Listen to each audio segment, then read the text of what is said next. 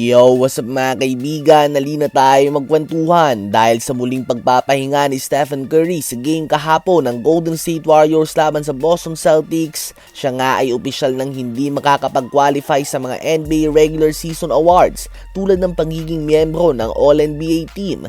Na-miss na nga ni Curry ang kanyang 18th regular season game ngayong season kaya naman hindi na siya abot pa sa 65 game limit ng NBA para maging eligible ka sa mga awards. Ang two-time MVP nga ay patuloy pa din na nagpapagaling sa kanyang injury sa tuhod at 10 araw pa nga daw ang kailangan bago ito muling titingnan ng doktor.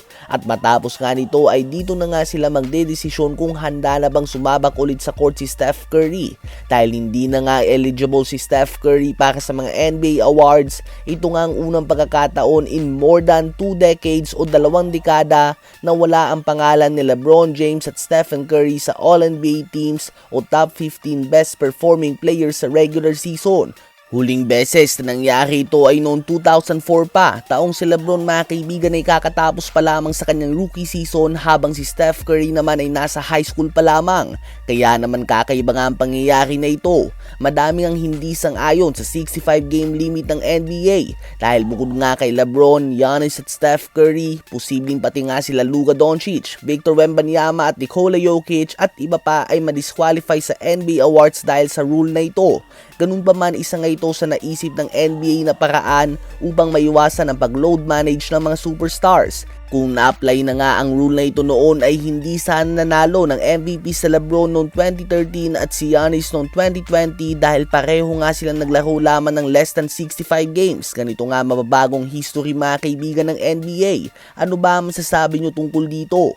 Ngayon ay tumungo naman tayo kay Jalen Brunson at sa New York Knicks. Ang Knicks nga isa sa may mga pinakamalakas sa starting 5 sa buong NBA kung talent lamang ang pag-uusapan. Andyan nga si Jalen Brunson, Mikal Bridges, OG Anunoby, Josh Hart at Karl Anthony Towns. Andyan din sila Jordan Clarkson sa bench. Kasama sila Jeremy Sohan, Jose Alvarado, Tyler Kolek, Deuce McBride, Mitchell Robinson at iba pa.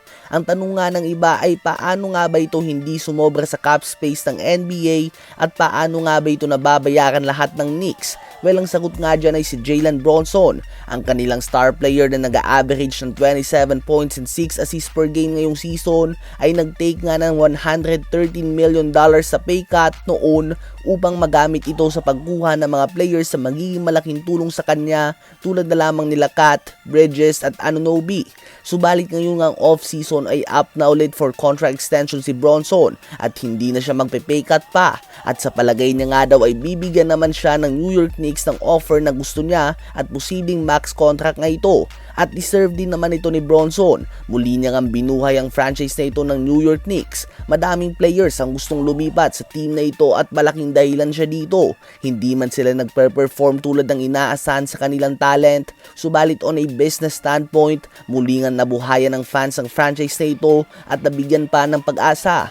Dahilan kung bakit palaging sold out ang mga tickets sa Madison Square Garden kahit na napakamahal ng mga ticket dito kumpara sa ibang arena. Ano ba masasabi nyo tungkol dito?